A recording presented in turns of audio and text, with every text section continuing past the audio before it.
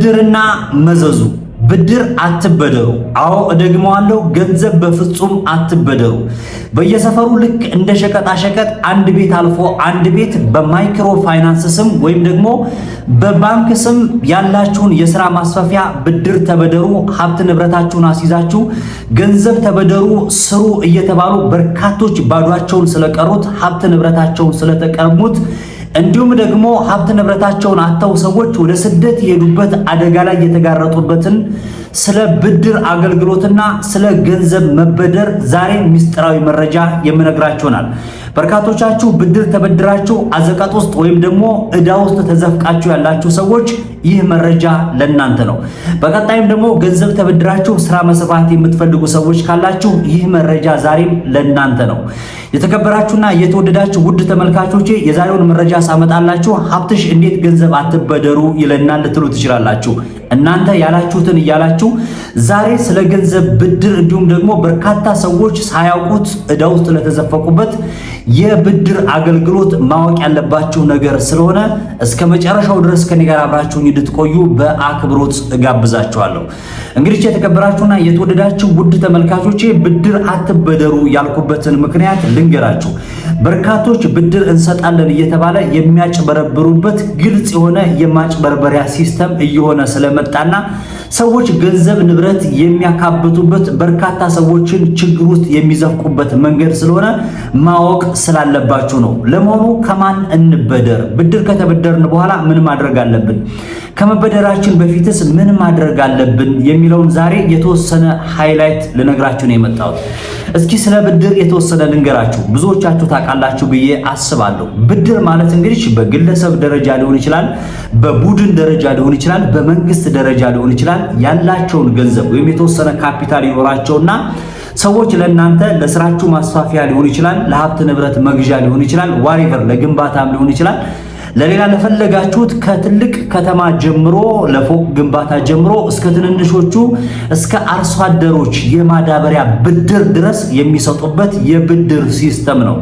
ታዲያ ብድር ማለት ይህንን መጀመሪያ ላይ ሰው በነፃ አይደለም የሚሰጣችሁ። ብድር እንደ ብድር ነው። በተውሶ ወይም ደግሞ ለእናንተ ያ ገንዘብ እናንተ ጋር እንዲቆይ ወይም ደግሞ ስራ እንድትሰሩበት ይሰጣችሁና በግልባጩ የሰጣችሁን ገንዘብ እንደየወለድ መጠኑ ከትንሽዬ ብር ጀምሮ እስከ ትልቅ ብር ድረስ ወለድ እንድትሰጡት ወይም ደግሞ በለውጥ መንገድ ወይም ደግሞ ሀብት ንብረታችሁ እንዲያዝ ለእናንተ ብድር ሰጥቷችሁ እናንተ እዛ ገንዘብ ላይ ተጨማሪ ገንዘብ እንድትሰጡት የሚደረግበት ሲስተም ነው። በአንዳንድ ሃይማኖቶች ብድር ወይም ደግሞ ወለድ ክልክል ሊሆን ይችላል፣ ሐራም ሊሆን ይችላል። አሁን ስለሱ ወይም ስለ ሃይማኖቱ አይደለም የማወራላችሁ። ዛሬ ሰዎች ለስራቸው ማስፋፊያ ብለው ሊሆን ይችላል ወይም ደግሞ የሆነ ጊዜ ቸግሯቸው ብድር ይበደሩና ሳያውቁት ውሉ ላይ ሳያውቁት ወይም ደግሞ ወደፊት ስለሚያመጣው ችግር ሳያውቁ ብዙ ሰዎች አዘቃት ውስጥ ችግር ውስጥ ስለገቡበት ስለ ብድር ነው የምናወራው። ታዲያ ገንዘብ መበደር ጥሩ ነው፣ ምንም ችግር የለውም። ግን ምን ማወቅ አለብን ነው ለስራችን ማስፋፊያ ለእድገት ወይም ደግሞ ጠንካራ ሰዎች ከሆነ ወይም ደግሞ ልንሰራበት ልንቀየርበት በደንብ መሬት የረገጠ ቢዝነስ ከሆነ ልንበደር እንችላለን። ግን ከመበደራችን በፊት ልብ ብለን ቆም ብለን ማሰብ ያለብን ነገር አለ። ሰዎች በርካታ ሰዎች ስለሚያጭበረብሩ በብድር ሲስተም ውስጥ ሰዎች ቢዝነስ ይሰሩበታል። ይሄንን ብድር ማለት ነው። ታዲያ እናንተ ላይ ብድሩን ተበድራችሁ ቢዝነስ እንዳይሰሩባችሁ ምን ማድረግ አለባችሁ የሚሉትን ዛሬ የምነግራችሁ ይሆናል። አትበደሩ ያልኩበትን ምክንያት ልንገራችሁ። የመጀመሪያው የሰው ልጅ ከመበደሩ በፊት በፍጹም መበደር የሌለበት ይሄንን ሳያቅ መበደር የለበትም። የመጀመሪያው ቢዝነስ ፕላን ሳይኖራችሁ ገንዘብ አትበደሩ። ቢዝነስ ፕላን ያስፈልጋል። ስለምትሰሩት ስራ 100% 100% እርግጠኛ ሳትሆኑ ያላችሁን ንብረት አስይዛችሁ ሊሆን ይችላል፣ ደሞዛችሁን አስይዛችሁ ሊሆን ይችላል፣ አለያም ደግሞ ያለ ዋስትና የምትሰሩትን ቢዝነስ ራሱ መሰረተ አድርገው ሰዎች ባንክ ቤቶች፣ ማይክሮ ፋይናንሶች ብድር ያበድሯቸዋል። ያ ቢዝነስ ፕላን ሳይኖረው መጀመሪያ ሳይዘጋጅ ከተበደራችሁ አየር ላይ ነው የምትቀሩት። ምክንያቱም ቢዝነስ ፕላን ማለት በውስጡ በርካታ ነገሮችን ይይዛል። ቢዝነስ ፕላኑ ትርፍና ኪሳራውን ይይዛል። የት ቦታ እንደምትከፍቱ ሎኬሽን ያሳውቃል። ምን አይነት የት ግብ ድረስ እስከ መቼ ድረስ አጠቃላይ ብድሩን የምትከፍሉበት አጠቃላይ ዝርዝር መረጃዎችን በደንብ ስለሚይዝ ለምሳሌ አንድ ሰው ኮፊ ሃውስ መክፈት ከፈለገ ወይም ደግሞ በመኪና ገዝቶ የሆነ ቢዝነስ ውስጥ መግባት ከፈለገ መጀመሪያ ፕላን፣ የእህል ንግድ ውስጥ መግባት የፈለገ ሰው ሊሆን ይችላል። መጀመሪያ ፕላን ያስፈልጋችኋል። ፕላን ሳያስፈልጋችሁ ዘላችሁ የሆነ ቦታ ብድር አለ ስለተባለ ብቻ የሆነ ስራ ሰራለሁ ችግር የለውም ብላችሁ ቀድማችሁ ንብረታችሁን አስይዛችሁ ብድር የምትበደሩ ሰዎች ካላችሁ የመጨረሻ ትልቁ ስህተት ነው። ስለዚህ ቢዝነስ ፕላን ሳይኖራችሁ ብድር አትበደሩ በፍጹም። ሁለተኛ ልንገራችሁ፣ ለተበደራችሁት ሳይሆን ለራሳችሁም ጭምር ትርፍ የማታገኙበትን ስራ ለመስራት ብር አትበደሩ። ያልኳችሁ በደንብ ገብቷችኋል ብዬ አስባለሁ። ለምሳሌ በቀን አንድ የተበደርኩት ብድር ላይ በቀን 200 ብር መክፈል ካለብኝ ወይም ደግሞ በወር 6000 ብር፣ በቀን 2 ብር በወር 6000 ብር ወርሃዊ ያ የብድር ተቋም ማይክሮ ፋይናንስ ወይም ባንኩ በወር 6000 ብር እንድከፈል ከሆነ ያበደረኝ ተጨማሪ 15000 ብር ወይም 20000 ብር ትርፍ የማላገኝበት ስራ ከሆነ ያንን ስራ ለመስራት ብድር መበደር የለብኝም። ምክንያቱም የሰው ልጅ በህይወት ውጣ ውረድ ለራሱ የሚበላው የሚጠጣው የሚለብሰው ቤት ኪራይ የሚከፍለው ያስፈልገዋል። እነዚህን ነገሮች ተጨማሪ ነገር የማይጨምርበት ወይም ደግሞ ተጨማሪ ገቢ የማላገኝበት ብር ከሆነ መበደር ወይም ደግሞ ያን ስራ መስራት የለብኝም። ስለዚህ የመጀመሪያው ቀድም እንደነገርኳችሁ ነው። አንድ ኮፊ ሃውስ እንደ ምሳሌ ዛሬም ለመጥቀስ ያክል ነው። አንድ ሌላ ራሱን የቻለ ወይ የሆነ በጥቃቅና ወይ ብሎኬት ማምረቻ ብላችሁ አስቡት። አንድ ብሎኬት ማምረቻ በደንብ ገንዘብ የማገኝበት ትርፍ የማገኝበት ወይም የከፈትኩት ሸቀጣ ሸቀጥ ትርፍ የማላገኝበት ከሆነ ያቺ የተሰጠችን ገንዘብ ያንን ብድር ብቻ ለመክፈል የሚያበቃ ከሆነች ስራ ያን ስራ መስራት የለብኝም። የመጀመሪያው ነግሬያችኋለሁ። መብላት አለባችሁ፣ መጠጣት አለባችሁ፣ መኖር አለባችሁ። ከጀርባ የምትረዱትም ሰው ሊኖር ስለሚችል ስለዚህ ከተበደራችሁ አይቀር ለናንተ የሚያተርፍ ለናንተ የተሻለ ነገር የሚያስደርግ ገንዘብ እስካልሆነ ድረስ ብድር መበደር የለባችሁም። ምን ብያችኋል? በደንብ ገብቷችኋል ብዬ አስባለሁኝ። በደንብ ለናንተ ስለሚያስፈልጋችሁ። ምክንያቱም ከምትበደሩት ብድር ላይ ወይም ደግሞ መክፈል ካለባችሁ ለብድር ተቋሙ መክፈል ያለባችሁ ብር አለ አይደለ? ያ ብር ከሱ ላይ እያነሳችሁ ከተጠቀማችሁ ብድራችሁ መክፈል አትችሉም። ነገ ዕዳ ውስጥ ትገባላችሁ። ንብረታችሁ መሸጥ ግዴታችሁ ነው ማለት ነው። ስለዚህ በሁለተኝነት ትልቁ ስህተት ይሄ ነው። ሰዎች ለዕለት ፍጆታቸው ወይም ደግሞ ለኑሯቸው የሚበቃ ነገር ሳይሆን ብድር የሚበደሩ ሰዎች ስላሉ ቅድሚያ ጥንቃቄ ይሄ ያስፈልጋቸዋል ለማለት ያክል ነው። በሶስተኝነት ደረጃ ደግሞ ልንገራችሁ፣ ትንሽ ብር ወይም ደግሞ ቀስ በቀስ እንጂ ብዙ ብር አትበደሩ። ከቀድሞ ጋር የተወሰነ ሊንክ የሚያደርግ ነገር አለው። አንድ ጊዜ የሆነ ሚሊዮን ብር የምትበደሩ ሰዎች አላችሁ። ለምትፈልጉት ወይም ደግሞ ለሆነ ስራ የሚያሰራችሁ ብር 200,000 ብር ከሆነ 500,000 ብር የምትበደሩ ሰዎች አላችሁ። 200,000 ብሩን ስራ ላይ ያውላችሁታል። 300,000 ብሩን ባንክ ላይ ያስቀምጣችሁት ከሆነ በ500,000 ብር የሚወልደውና ለእናንተ የሚያስፈልጋችሁ 200,000 ብሩ ወለድ ይለያያል። ስለዚህ እናንተ 500,000 ብሩን ባንክ ቤት ተቀምጦ ለምሳሌ ባንክ ቤት የሚያስብላችሁ የተወሰነች ፐርሰንት ነው አይደለ? ባንክ ቤት እናንተ ደግሞ ስለተበደራችሁ ደግሞ የብድሩ መጠን ወለዱ በጣም ብዙ ስለሆነ ከፍተኛ ጥንቃቄ ያስፈልጋችኋል ለማለት ያክል ነው። ብድር ስትበደሩ ይሄንን ከፍተኛ ጥንቃቄ ማድረግ አለባችሁ። ለሚበቃችሁ የሥራ መጠን ብቻ ወይም ደግሞ ለዛ ለሥራ ላይ የምታውሉትን የብድር መጠን ብቻ ውሰዱ። ቀስ በቀስ አድርጉት። ነገ ስራችሁ የሚስፋፋ ከሆነ እኮ ብራንች የምትከፍቱ ከሆነ ተጨማሪ ገንዘብ መበደር ትችላላችሁ። ወይም ደግሞ የሥራ ሁኔታችሁን እያዩ ብድሩ ሊሰጧችሁ ይችላሉ። ዛሬ ማንም ሰው አላበድርም አይላችሁ። ምክንያቱም ቢዝነስ ነው። ባንክ ቤት ላይ ብር አላቸው። ሰው የሆነ 50 ሚሊዮን ብር ካለው በአሁኑ ሰዓት ላይ የሆነ ስራ ለስራ ብሎ ከሚሯሯጥ ይልቅ ለብድር አገልግሎት ሰጥቶ ማይክሮ ፋይናንስ ከፍቶ ማለት ነው ቤቱ ቁጭ ብሎ ገንዘብ የሚያተምበት ሲስተም ነው። ስለዚህ እናንተ ዕዳ ውስጥ ትገባላችሁ፣ እናንተ ተሯሩጣችሁ ትሰራላችሁ። ያ ሰውዬ ግን በወለድ መልኩ ገንዘብ ቤቱ ቁጭ ብሎ ይቀበላል ማለት ነው። ስለዚህ በጣም ከፍተኛ ጥንቃቄ ማድረግ አለባችሁ።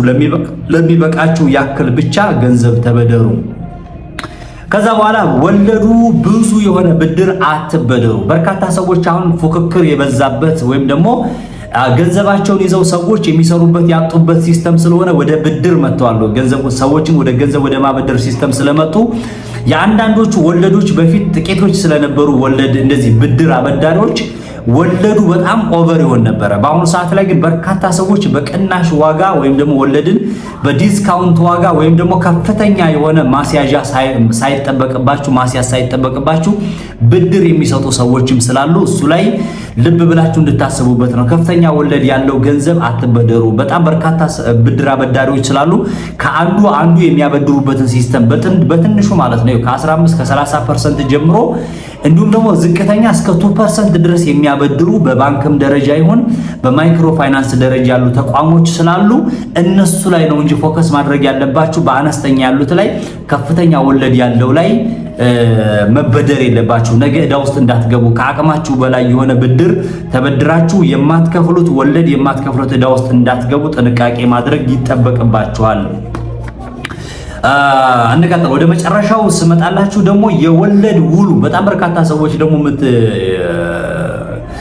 የምትሸወዱት ነገር ምንድነው? ወለዱ ወይም ደግሞ የባንክ አበዳሪው ተቋም ምን እንደሚል ውሉ ከምን እስከ ምን ወይም ደግሞ ከሆነ ዓመት በኋላ ወለዱን መክፈል ካልቻለ ሰውየው ምን ይላል? ሀብት ንብረቱ በዚህ እጥፍ መጠልቅ ወለዱ ከፍ ይላል ወይም ደግሞ ንብረቱን ይወረሳል፣ በዚህን ያክል ዓመት ጊዜ በሐራጅ ንብረቱ ይሸጥበታል የሚል የተለያየ የወለድ ውሉ ላይ በጣም ቸኩላችሁ የምትፈርሙና ወለዱን ብድሩን የምትበደሩ ሰዎች አላችሁና ከፍተኛ ጥንቃቄ ያስፈልጋል። ይሄንኛው ምን ይላል ውሉ ምን ይላል የሚለው በደንብ ማንበብ መቻል አለባችሁ። ሀብት ንብረታችሁ የሚሸጠው ምን ደረጃ ስትደርሱ ነው፣ የት ደረጃ እስከ ስንት ሳትከፍሉ ስትቀሩ ነው የሚለውን ነገር እንዲሁም ደግሞ ገደባቸው እስከ ስንት ነው፣ ሙሉ በሙሉ የመውረስ ነው ወይ ያለው የብድር ተቋሙ ሙሉ ለሙሉ ይወርሳል ነው የሚለው ወይስ ደግሞ እስከ ስንት ዓመት ድረስ ነው የሚለውን የሚታገሳችሁ የሚለውን ከፍተኛ ጥንቃቄ ያስፈልጋል። ይሄንንም ማየት መቻል አለባችሁ።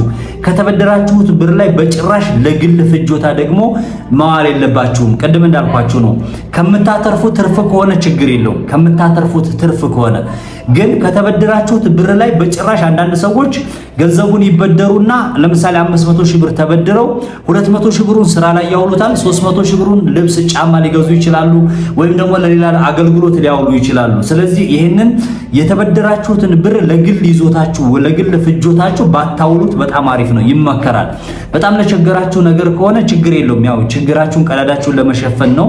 ከዛ ውጭ ግን ነገ ከዛ ገንዘብ ላይ ዛሬ ሞላዋለሁ ነገ ሞላዋለሁ እያላችሁ ከተበደራችሁት ብር ላይ በፍጹም ገንዘብ አትንኩ፣ አታባክኑ። በቀጥታ የተበደራችሁትን ብር ለስራ ላይ አውላችሁ ነገ ያ ብድር ተበድራችሁ የጀመራችሁት ስራ ትርፍ ሲያመጣላችሁ ወይም ደግሞ የራሳችሁ ንብረት ሀብት ንብረት መሆኑን ካረጋገጣችሁ በኋላ ቤት ልትገዙበት ትችላላችሁ፣ ወይም ሌላ ነገር ልታውሉበት ትችላላችሁ፣ ቤተሰብ ልትመሰርቱበት ትችላላችሁ። ተበድረውም ራሱ ብር ትዳር የሚጋቡ አሉ። ልክ ነው። ግን ነገ ስራ ላይ ውሎ በትርፍ ከሆናችሁ በኋላ ትርፋችሁን ከመለሳችሁ በኋላ ወይም ደግሞ ብድራችሁን ለማይክሮ ፋይናንስ ወይም ደግሞ ለተቋሙ ከመለሳችሁ በኋላ ቢሆን ይመከራልና በርካታ ሰዎች ሀብት ንብረታቸውን የሚያጡበት የብድር ሚስጥር ይሄ ነው ሲስተም እና ከፍተኛ ጥንቃቄ አድርጉ፣ እንዳያጭበረብሯችሁ። በየቦታው እናበድራለን የሚሉ ሰዎች አሉና ተቸኩላችሁ ቢዝነስ ፕላን ሳታደርጉ ችግር የለውም ትሰራላችሁ እየተባላችሁ ሀብት ንብረት ስላላችሁ ብቻ ቶሎ ብለው ወደ ብድር የሚያስገቧችሁ ተቋሞች ስላሉ ከፍተኛ ጥንቃቄ አድርጉ። ትዕግስት አይሰጧችሁም፣ አይታገሷችሁም። በቃ ምንም ጊዜ የሚባል ነገር አይሰጧችሁም።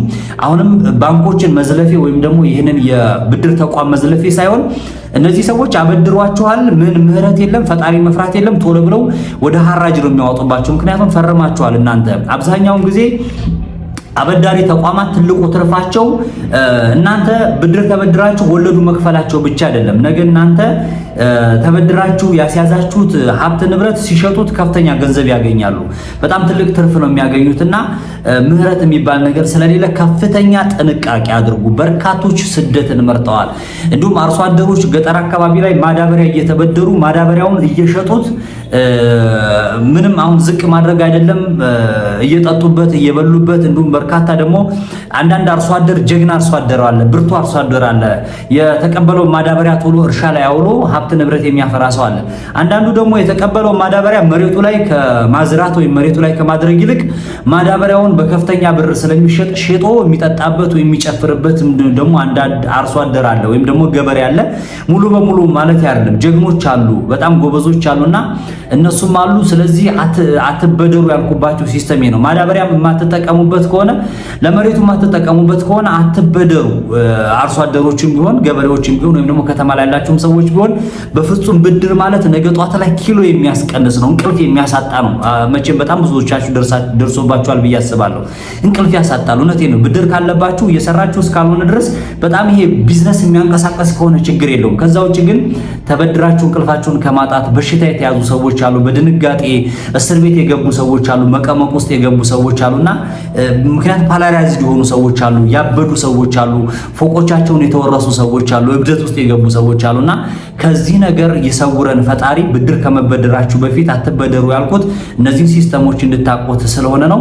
የምትበረቱ የምትጠነክሩ ሰዎች፣ በጣም ጎበዝ የሆናችሁ ሰዎች፣ ገንዘብ የማታጠፉ ገንዘብን የማትነኩ ገንዘብ አጠቃቀማችሁ ጎበዝ የሆናችሁ ሰዎች ካላችሁ ተበደሩ፣ ችግር የለውም። ግን ከማን እንበደር፣ ከተበደረን በኋላ ምን እናድርግ፣ ከመበደራችን በፊት ምን እናድርግ የሚሉትን ነገሮች ቢዝነስ ፕላን በደንብ አድርጋችሁ ከሆነ ብድር ችግር የለውም። ከዛ ውጭ ግን ጥንቃቄ ያስፈልጋል እላችሁ ፈልጋለሁ።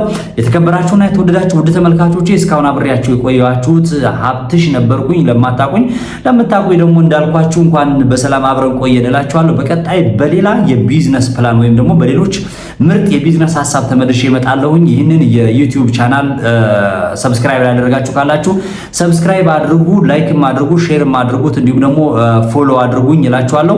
የተሰማችሁ ነገር ካለ የምትፈልጉት ነገር ካለ ኮሜንት ቦታ ላይ ከታች ኮሜንት አስቀምጡ። ታች እዛው ላይ ሪፕላይ አድርጌ የምመልስላችሁ ይሆናል። ማወቅ የምትፈልጉት ሌላ ቢዝነስ ምንድን ነው ኮሜንት ላይ ማስቀመጥ ትችላላችሁ።